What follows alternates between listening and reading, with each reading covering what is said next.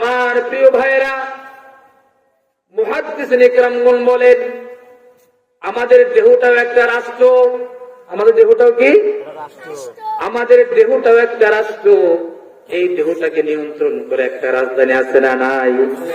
এই দেহটাকে নিয়ন্ত্রণ করবার জন্য একটা রাজধানী আছে, তার নাম হলো কলব। সুবহানাল্লাহ বলেন।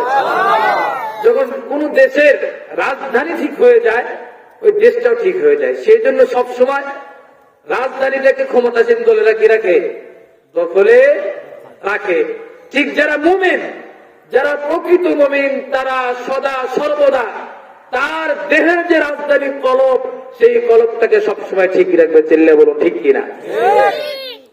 এই কলবকে ঠিক রাখবার জন্য আল্লাহ পাক কোরআনের মধ্যে বিভিন্ন জায়গায়, বিভিন্ন স্থানে বিভিন্ন ঔষধ আমাদেরকে দিয়েছেন। সুবহানাল্লাহ বলেন। এই কলবের জন্য যে হুমকি আছে, হুমকি আছে না নাই? যেমন রাশিয়ার কাছে একটা মিসাইল আছে 18,000 রেঞ্জের, 18,000 কিলোমিটার রেঞ্জের। কত কিলোমিটার? 18,000 কিলোমিটার।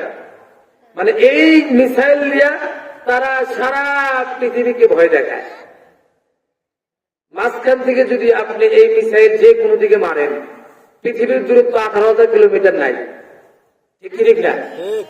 তাহলে এদিক থেকে 18,000 কিলোমিটার, এদিক থেকে 18,000 কিলোমিটার, ওদিক থেকে এদিক, চতুর্দিকে যদি 18,000 কিলোমিটার সে আয়ত্তে নিয়ে আসে, তাহলে ওই 18,000 কিলোমিটার তারা আয়ত্তে আসে না নাই?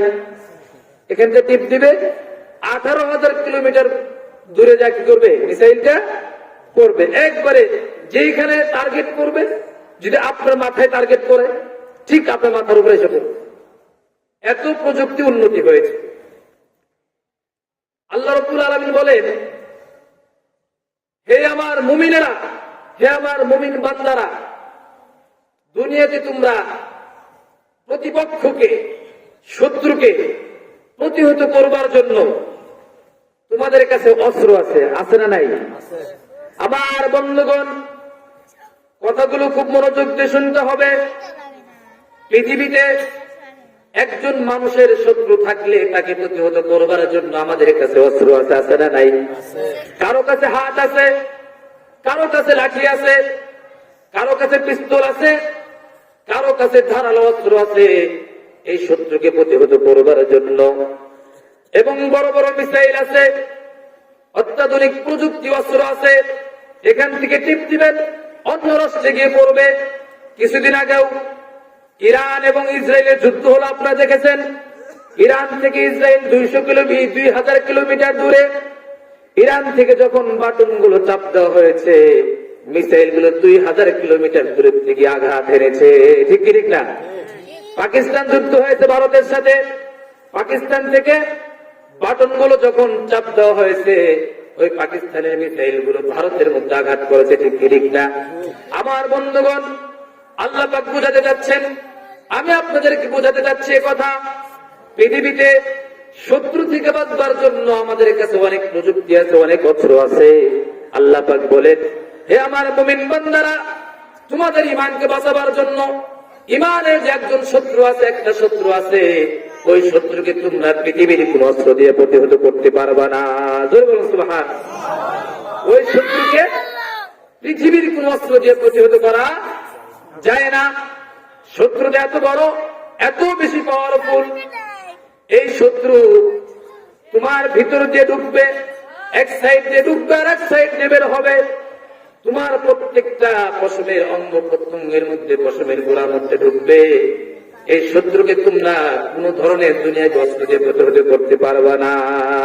জোরে বলুন সুবহানাল্লাহ। এই শত্রুর নাম কি ভাই? কথা বলেন না, জোরে বলেন।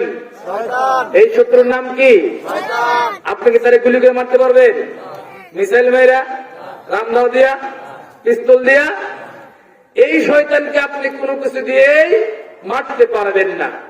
আল্লাহ রাব্বুল আলামিন এই শয়তান থেকে, এই শত্রু থেকে বাঁচবার জন্য আমরা তার থেকে কিভাবে বাঁচবো, রব্বুল আলামিন আমাদেরকে দোয়া শিক্ষা দিয়েছেন। রব্বি আউযু বিকা মিন হামাযাতিশ শায়াতিন। সুবহানাল্লাহ বলেন। আল্লাহ রাব্বুল আলামিন বলেন, নবী হে আপনি বলুন, হে আমার প্রতিপালক, আউযু বিকা আমি আপনার কাছে আশ্রয় প্রার্থনা করছি, মিন হামাযাতিশ শায়াতিন শয়তানের প্ররোচনা থেকে, শয়তানের ধোঁকা থেকে, শয়তানের চক্রান্ত থেকে। কার কাছে আশ্রয় প্রার্থনা করছি? জোরে বলতে হবে, কার কাছে? আল্লাহ ছাড়া শয়তানের শত্রুতামি থেকে, শয়তানের ধোঁকা থেকে আমাদেরকে বাঁচাবার কেউ ঠিক কি ঠিক না? সেই জন্য আল্লাহ পাক বলেন, আমার কাছে তোমরা আশ্রয় চাও। কামান দিয়ে, পিস্তল দিয়ে, অস্ত্র দিয়ে এই শয়তানের কাছ থেকে তোমরা বাঁচতে পারবে না। সাহায্য চাইতে হবে কার কাছে? এরপর আল্লাহ পাক বলেন, ওয়া আউযু বিকা রব্বি আইয়াহদুরুন এবং তোমরা আরো বলো, হে নবী তুমি তাদেরকে শিক্ষা দাও, ওয়া আউযু বিকা হে আমার রব আমি আপনার কাছে আশ্রয় প্রার্থনা করছি, আইয়াহদুরুন শয়তানের বংশ, শয়তানের চেলাপেলা, শয়তানের দল যেন আমার কাছে উপস্থিত হতেই না পারে। সুবহানাল্লাহ বলে। তাহলে শয়তান থেকে বাঁচার জন্য কার কাছে চাইতে হবে?